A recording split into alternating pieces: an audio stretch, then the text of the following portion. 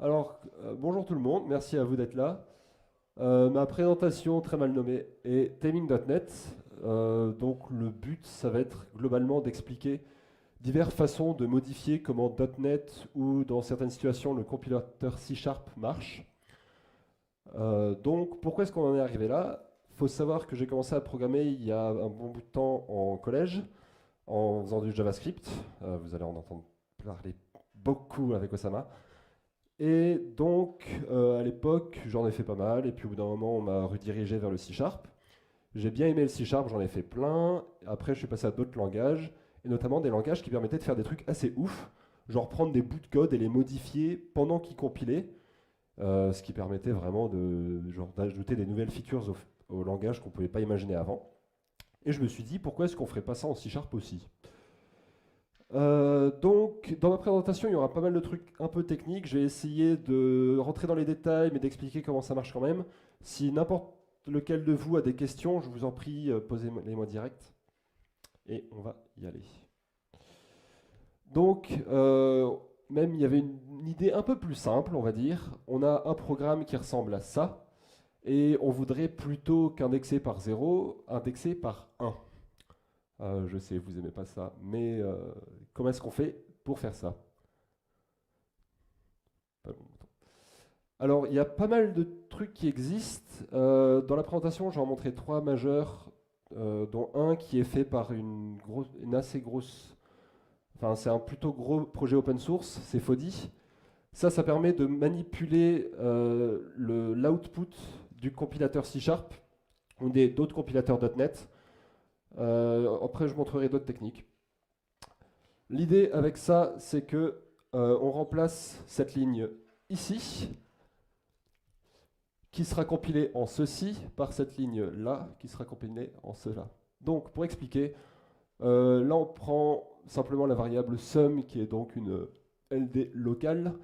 On lui ajoute, on prend après l'argument, l'array, on fait un add, et on le stocke dans le local, qui est donc sum. Donc ici, on veut globalement faire la même chose, sauf que au lieu d'aller chercher l'index i dans l'array, on prend i moins 1. Donc là, c'est un langage de stack. On prend i, on met 1, on fait une soustraction et on continue normalement, comme si tout allait bien.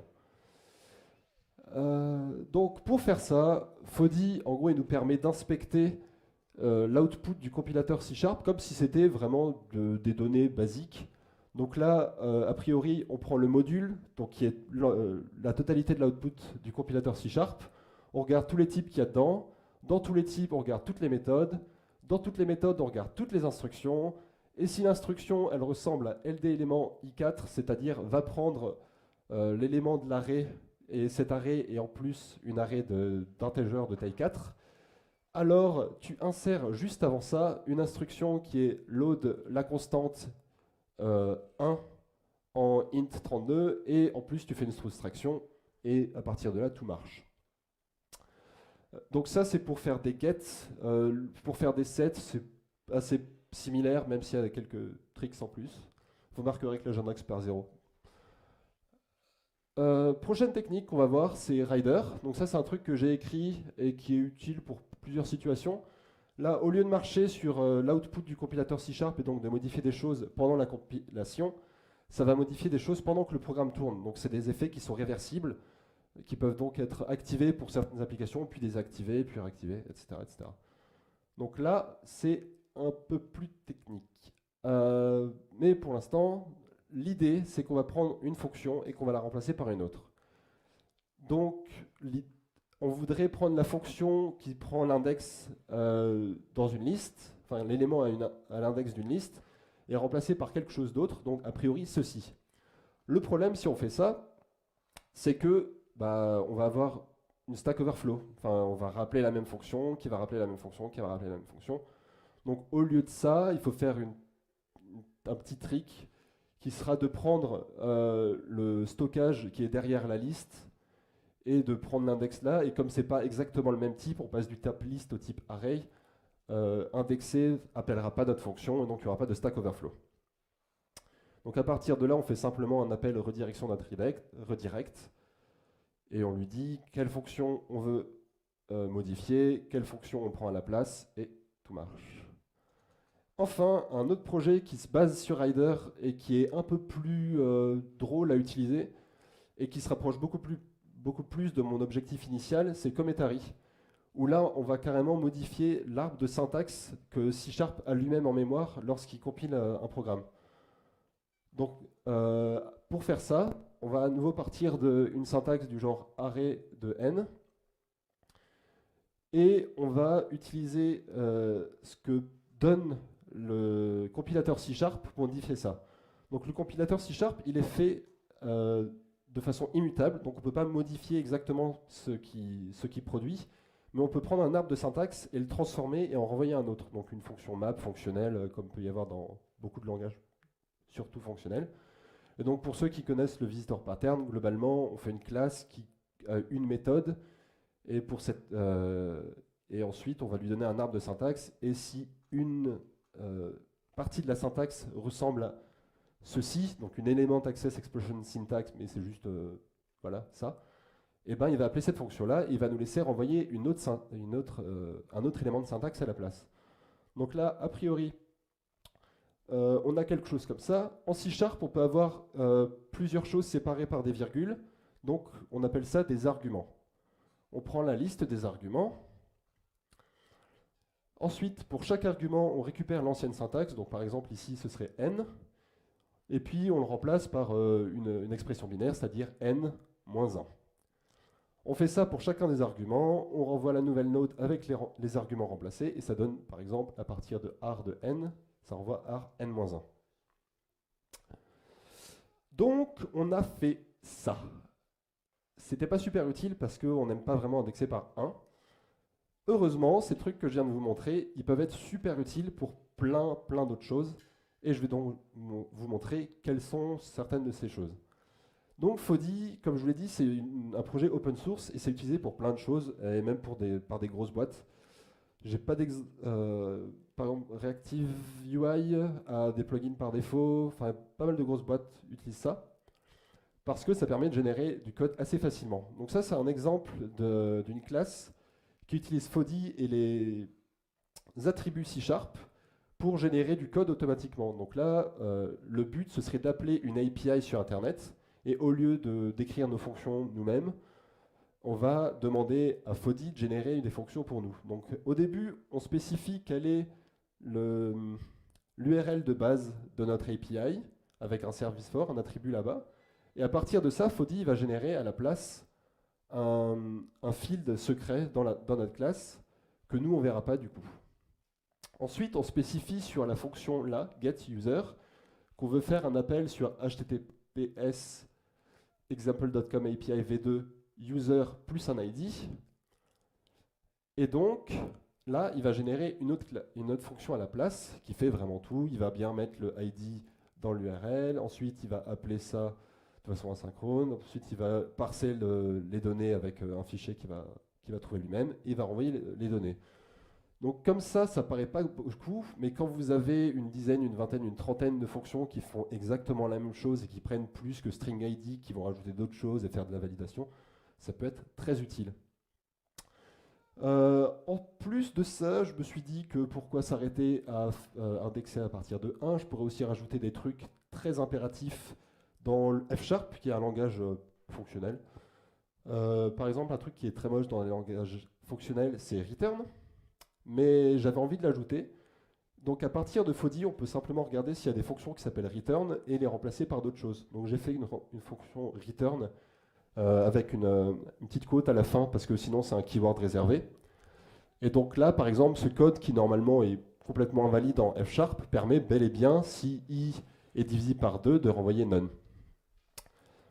Donc à partir de là, on peut même faire d'autres choses. En C#, on peut avoir des fonctions inline. Donc on a, si vous connaissez le pattern d'une valeur qui est null, enfin rien ou quelque chose. Donc par exemple, on peut prendre une option. Si c'est quelque chose, on renvoie bien la valeur, mais si c'est rien, on quitte carrément la fonction actuelle. Si certains d'entre vous font du Rust, ça vient de Rust ce truc-là. Enfin, c'est inspiré par Rust. Et donc, à la fin, on peut faire simplement a est égal try de even on de 1. Donc, even or none de 1, c'est pas pair, donc ça va renvoyer none. Et direct, ça quitte la fonction. au lieu de continuer, et on peut donc savoir que X, ça vaudra none. Pourquoi s'arrêter à return quand on peut ajouter goto? Là, ça rajoute donc une nouvelle fonction mkLabel qui va renvoyer donc un label qui va renvoyer deux fonctions. Une première fonction qui peut être jump, qu'on peut appeler avec n'importe quelle valeur. Donc imaginons on est dans une boucle qui est très compliquée. En F#, il n'y a pas de break, il n'y a pas de continue, il n'y a rien comme ça. Du coup, si vous voulez vous arrêter dans une fonction, il faut rajouter une condition. Si vous rajoutez une condition, vous ne pouvez plus faire de for loop parce que les for loop ont cette forme-là. Ce n'est pas toujours pratique. Même si du coup, faire ça, c'est pas du tout fonctionnel. Donc si on jump, on va simplement aller au label ici, qui a une valeur par défaut, des fois qu'on n'utilise jamais jump. Ensuite, maintenant qu'on a vu quelques trucs qu'on pouvait faire avec Foddy, des modifications qu'on peut faire au runtime, ça peut par exemple avoir un environnement d'exécution qui est déterministique. Un exemple de cela, c'est si on est sur un serveur et qu'on utilise par exemple la date actuelle pour calculer un hash, il est possible que sur deux exécutions différentes, on va avoir des fichiers qui sont différents même si leur input est exactement le même. Avec Rider, on peut modifier les fonctions système pour qu'elles renvoient quelque chose de différent. Donc là, par exemple, on va chercher le descriptor en gros de la méthode datetime.now, qui renvoie donc la date actuelle. À partir de cette information, on va prendre une date qu'on veut renvoyer à la fin. Et donc, avec Rider, on peut dire, lorsque cette méthode, donc datetime.now, est appelée, on prend la valeur de retour et on la remplace par cette valeur-là, birthday. Et donc, dans cet appel-là, ce sera toujours, on utilisera toujours birthday en tant que résultat. Et dès qu'on part en dehors de ce bloc-là de code, ce ne sera plus le cas. Rider a aussi été utilisé pour modder des jeux sur Unity, notamment Beat Saber. En exemple de mode, on a notamment quelque chose qui va se glisser dans le menu principal pour voir si certains boutons ont été utilisés, ont été cliqués, sachant que ces boutons ne sont pas rajoutés par des mods, mais par le jeu lui-même. C'est difficile de trouver si ou non il a été cliqué si on n'utilise pas ce genre de hack. Commentary, lui, comme il agit sur des arbres de syntaxe, il peut faire un truc que les deux précédents ne pouvaient pas. C'est qu'il peut ajouter des nouveaux éléments, ou par exemple des nouvelles propriétés, des nouvelles méthodes, pendant la compilation, ce qui n'est pas le cas avec les autres choses. Par exemple, Foddy, si votre programme a des erreurs de base, il ne peut pas tourner parce qu'il ne peut pas récupérer le résultat du compilateur. Donc le compilateur va tourner sur votre programme et il y aura une erreur, donc il ne fera pas d'output, il va juste s'arrêter. Alors que Foddy, il utilise l'output du compilateur, il le lit, il regarde tout ce qui se passe et après il fait sa truc. Donc Commentary, comme il modifie directement le compilateur, il peut carrément lui dire, ça c'est, même si c'est censé être invalide, maintenant c'est valide. Donc on peut ajouter de nouvelles classes qui ont même des membres qui sont générés automatiquement. Donc par exemple, numbers.55, on va parse la partie 55, et après on va remplacer ça par une constante lors de la compilation. Ça, normalement, par d'autres moyens, c'est pas vraiment possible, parce que comme le compilateur s'arrêterait juste en disant 55 n'existe pas, et on ne pourrait pas aller plus loin que ce soit avec Rider ou avec Foddy. On peut aussi ajouter des membres de façon dynamique d'autres manières. Par exemple, quelque chose qu'on peut voir en Python, en F# ou dans des choses comme ça, ce sont les records ou les data classes.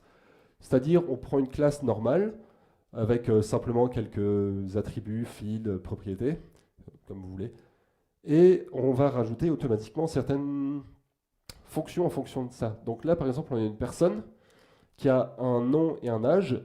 Cette syntaxe-là en C#, ça veut dire qu'on peut prendre leur valeur, mais qu'on ne peut pas la modifier. Donc, c'est une personne qui est immutable.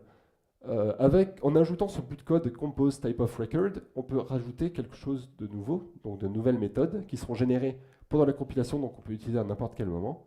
Par exemple, on crée une personne qui s'appelle Bob qui a 20 ans, et après on peut appeler sur Bob with name, then, et là ça crée un nouvel objet. Donc comme on le voit là, on a bien deux objets qui sont complètement différents, et pourtant on n'a jamais déclaré cette fonction with name. Donc, maintenant qu'on a vu des utilisations différentes de ces choses-là, on va voir comment ça marche donc, dans les trois cas. Premier cas, donc, comme dans le reste de la présentation, c'est Foddy. Donc Foddy, il utilise une bibliothèque .NET qui est assez connue, qui est faite par un Français qui s'appelle Jean-Baptiste Evin. Cette bibliothèque, simplement, va lire des fichiers .NET, donc des fichiers de programmes .NET, et permet de tout lire dedans, donc de lire les différentes méthodes, les différents types, les instructions de ces méthodes, de les modifier, de les refaire dans un nouveau fichier. C'est très pratique, et donc Foddy se base là-dessus pour lire un fichier et ajouter des espèces de hooks dans le build system de .NET pour dire dès qu'une bibliothèque a été compilée par le compilateur C#, je vais modifier cette bibliothèque et ensuite la renvoyer à l'utilisateur. Donc, c'est bien ce qu'il fait. On va prendre un exemple, par exemple, simple add, on prend A, on prend B, on fait un plus. Donc ça, en .NET, ça va ressembler à ceci. Donc d'abord, on load le premier argument, ensuite on load le deuxième argument, on a donc deux éléments sur le stack, on fait add, on prend donc les deux éléments sur le stack, on les additionne, ça donne un seul élément sur le stack, qui est donc l'addition, et ensuite on le renvoie. Donc ça, c'est le principe de .NET. Tout va marcher donc à partir de stack, c'est pour ça qu'on peut avoir C# et F# et d'autres langages qui compilent vers un même environnement qui est .NET. Donc ça, derrière, ça va être compilé en bytecode, donc vraiment quelque chose qui n'est pas lisible par des humains. C'est pour ça qu'on a besoin de mono.cecil et donc Foddy pour nous dire à quoi correspond chacun de ces numéros, et donc pour les modifier après tout. Donc, nous, dans notre cas, on avait quelque chose comme ça, donc on avait une array qu'on indexe à n, et on voulait, donc, et ça ressemble à ceci. Donc on charge le premier élément qui est l'array, puis le deuxième élément qui est n, après on fait LD élément de i4, donc d'un int, parce que n est un int, et là, ça va renvoyer donc le nème élément de l'array. Donc premier élément du stack, ça va être l'array qu'il faut indexer, deuxième élément, l'index. Et ensuite, on renvoie ça. Dans notre cas, on va les faire n-1. Donc, comme je l'ai montré plus tôt, là, au niveau du stack, on a juste à insérer deux nouvelles instructions avant. Et donc, ça marche parce qu'on a bien d'abord l'array sur le stack. Ensuite, on a le nombre n. On a 1. Donc, maintenant, on a trois éléments sur le stack. On fait une soustraction. Donc là, ça fait n1 moins, donc n-1. Et là, on a bien du coup une index de array par n-1, et on renvoie ça. Donc c'est la modification qu'on effectuait plus tôt. Ensuite, Rider, c'est un peu différent. Ça va se baser sur comment .NET marche lui-même. Alors .NET, pour expliquer rapidement, au lieu d'interpréter le bytecode comme il le lit, donc il va lire des instructions, mais au lieu de les interpréter, et d'avoir un stack, il va les compiler en code machine directement quand il les lit, ce qu'on appelle un JIT, donc just in time. Et donc, les avantages avec .NET, c'est qu'on peut savoir un peu tout ce qu'il fait. On peut même trouver l'adresse d'une fonction qu'il a compilée en mémoire. Et comme il a compilé cette fonction en mémoire, elle est dans une partie de la mémoire qui est notamment exécutable et modifiable. Donc Rider va obtenir l'adresse des fonctions qui sont compilées et les modifier, puisqu'on a le droit de modifier ces régions-là. Donc par exemple, getFirstElement, qui à nouveau ressemble à ceci, ça va être compilé en, globalement, ceci en assembly. Et donc, ça va appeler list.getItem. List.getItem, ça va ressembler plus ou moins à ça. Et donc Rider, quand on fait un appel, comme je l'ai montré plus tôt, quand on fait l'appel redirect, il va prendre la fonction getItem, donc list.getItem, et il va la remplacer par celle-ci. Et donc remplacer, plus ou moins, en fait, ça va être simplement mettre un jump. Donc au niveau assembly, au lieu de faire list.getItem, il va juste faire un jump vers la fonction returnItem, qui va s'occuper de tout ce qui est de toute la logique de la fonction.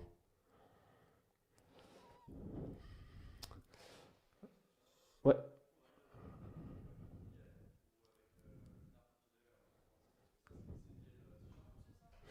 Non, ça c'est de l'assembly. C'est du code machine, vraiment, qui est donné au processeur.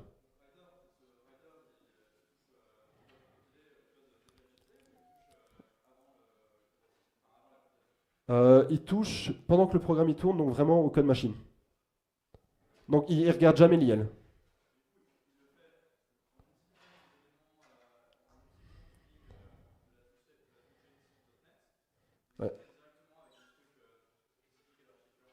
Ouais, il fait des trucs directement à partir de l'architecture. Donc en gros, dans Rider, il y a un switch qui regarde si c'est de l'X64, on met un moveabs, si c'est de l'ARM, on va mettre une autre instruction, etc. Parce que .NET propose pas ce genre de choses par lui-même. Ok. Tu veux que je le fasse tout de suite Et donc, Cometary, alors là, c'est plus ou moins la moins compliquée, mais c'est aussi la plus diabolique des trois. Parce que maintenant qu'on a Rider, on a la possibilité de modifier des fonctions en mémoire dans n'importe quel programme dans lequel on tourne. Euh, et ça nous permet de faire des trucs assez ouf. Donc, comme je l'ai dit plus tôt, le compilateur C#, qui a un petit nom qui est Roslyn, il permet d'accéder aux arbres de syntaxe et de les modifier. Et ces arbres de syntaxe-là sont immutables. Il donne une interface à l'utilisateur qui est très très très sympa. Euh, D'ailleurs, comme il a ça, il expose une espèce d'API qui est les analyseurs. En gros, ce sont des lints ou donc des bouts de code, des bibliothèques .NET qui vont tourner sur vos programmes après qu'ils aient été compilés pour vérifier s'il y a des erreurs supplémentaires qu'ils peuvent regarder. Des exemples de choses comme ça, ce sont par exemple des lignes qui vont vérifier que vous ne faites pas des allocations trop bourrines dans une array ou que vous utilisez bien tout ce que vous allouez. Même si c'est .NET et que c'est garbage collected, on peut quand même faire des optimisations au compile time. Donc il y a ce genre d'analyseurs qui vont regarder votre code directement, mais il ne sera pas capable de le modifier. Donc, Roslyn, ça marche comme ça. D'abord, ça va charger votre en gros, fichier de build qui spécifie quelles sont vos dépendances, quels sont vos fichiers, etc. Ensuite, à partir de là, il peut trouver où sont les fichiers sources, donc il va les charger. Il va aussi charger les analyseurs en mémoire et les choses comme ça, mais pour l'instant, il parse pas. Ensuite, il va lexer tout ce qui est fichiers sources, il va les parser, il va faire l'analyse sémantique, c'est-à-dire il va regarder si on a deux identifiants qui sont identiques, c'est que ce sont la même variable. Array.getItem va bien aller vers la classe array, etc. Donc il va faire toute cette logique-là.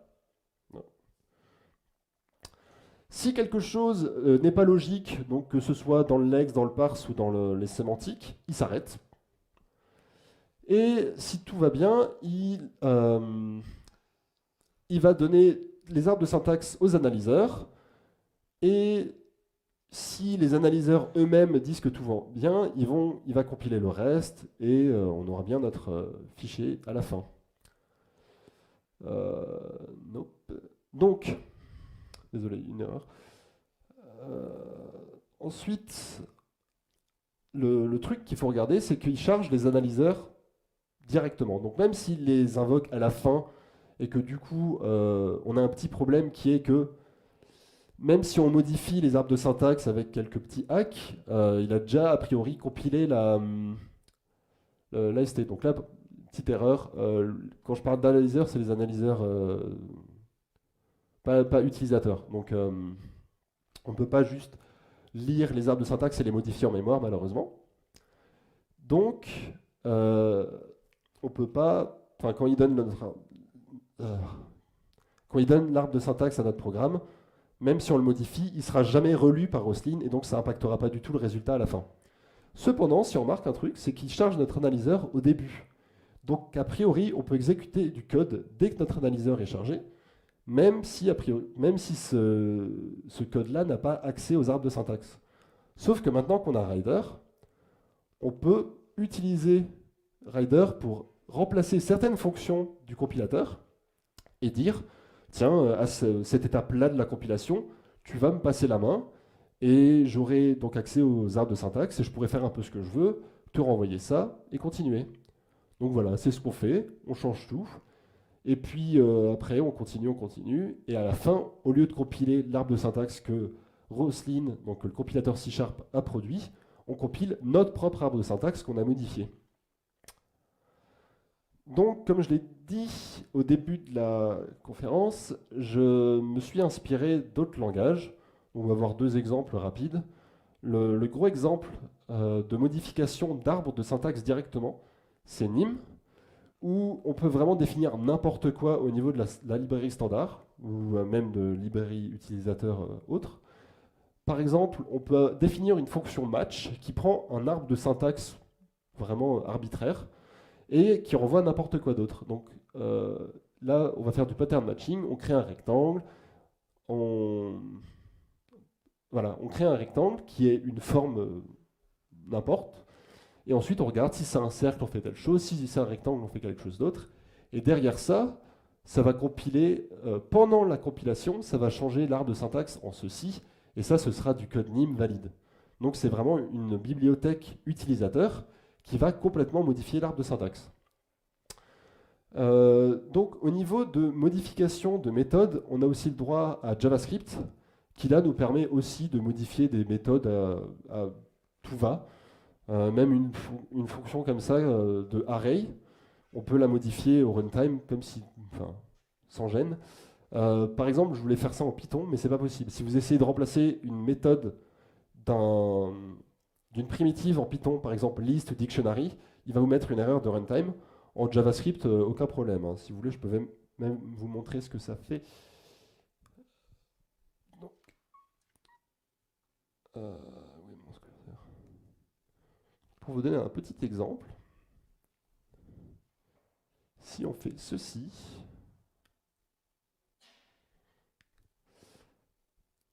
oh. Voilà, généralement ça va assez mal.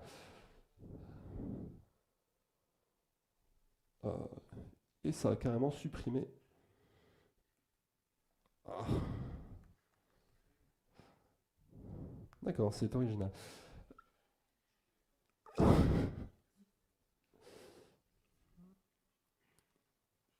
Un instant.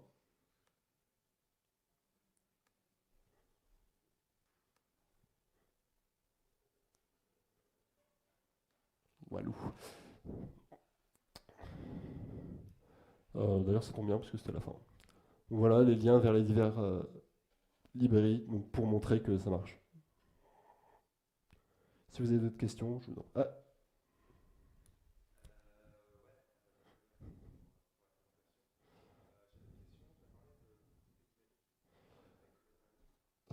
Ouais, donc avec with name par exemple. Ok, attends.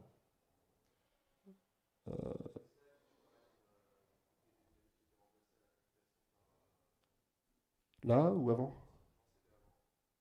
Là, ouais.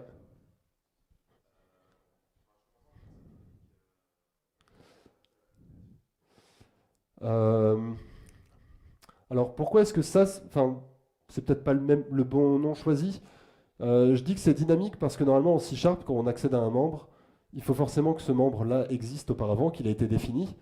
Alors que là, a priori, accéder à un nombre en fonction de son nom en anglais, enfin, c'est plus ou moins infini comme truc. On ne pourrait pas générer des membres pour chacun. Donc il va parser 55 pendant la compilation et générer du code à partir de là. C'est pour ça que je dis que c'est dynamique. C'est ça. Donc là, je ne l'ai pas montré, mais si dans le code, ça fait partie des unit tests de Cometary de faire ce genre de truc. Donc tu peux voir comment ça marche exactement. Mais voilà, en gros, dans la classe numbers, tu peux définir une méthode qui sera appelée pendant la compilation pour remplacer chacun des accès à ces trucs.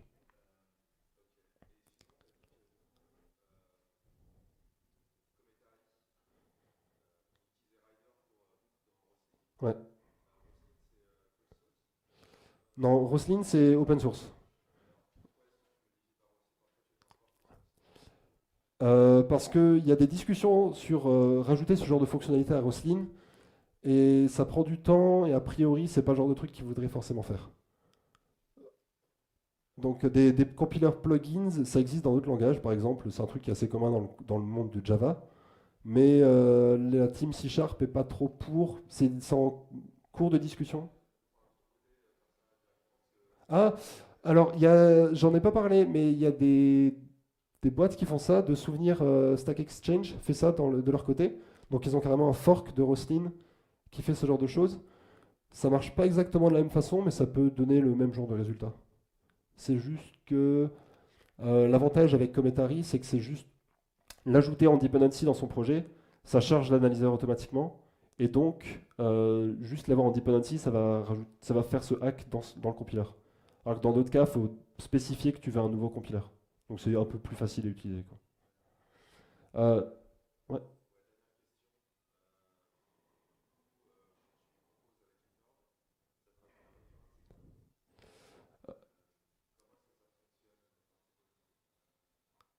Non, référent SQL, c'est un truc de .NET qui vérifie juste, parce qu'en .NET, on peut changer ce que le égal fait, contrairement au C# par exemple. Donc pour vérifier que c'est bel et bien la même référence, plutôt que de faire une comparaison deep par exemple, on fait un reference equals. Mais on pourrait imaginer que...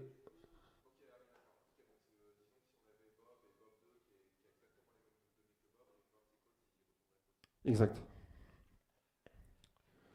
D'ailleurs, pour revenir à ce que tu demandais pourquoi est-ce que je pouvais pas faire un truc dans Roslyn. Il y a aussi un problème de bug. Par exemple, pendant que je bossais sur Cometary, j'utilisais beaucoup les API Roslyn, notamment des API qui n'étaient pas vraiment utilisées enfin, lorsqu'ils compilaient normalement une librairie, enfin du code source. Et en faisant ça, je suis tombé sur une erreur au sein de Roslyn. Et donc, j'ai fixé l'erreur upstream, mais en attendant que. Enfin, j'ai envoyé un patch, mais en attendant que le patch soit renvoyé aux nouvelles releases de Roslyn, il a bien fallu que je le patch de mon côté pour pouvoir continuer à travailler. Donc, grâce à Rider, je pouvais patch le bug de Roslyn en attendant qu'il soit mis dans la nouvelle version.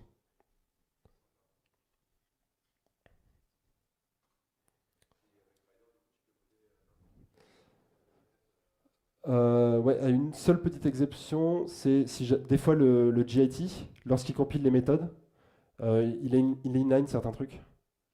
Donc si la méthode est inline, bah, même si je la remplace, au final, elle ne sera pas appelée dans tous les cas.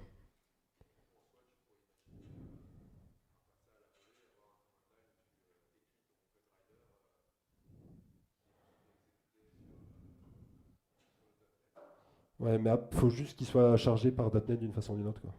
Mais à partir du moment où tu as le droit, où tu as une fonction qui est exécutée, tu peux changer comment toutes les autres fonctions de l'exécutable fonctionnent.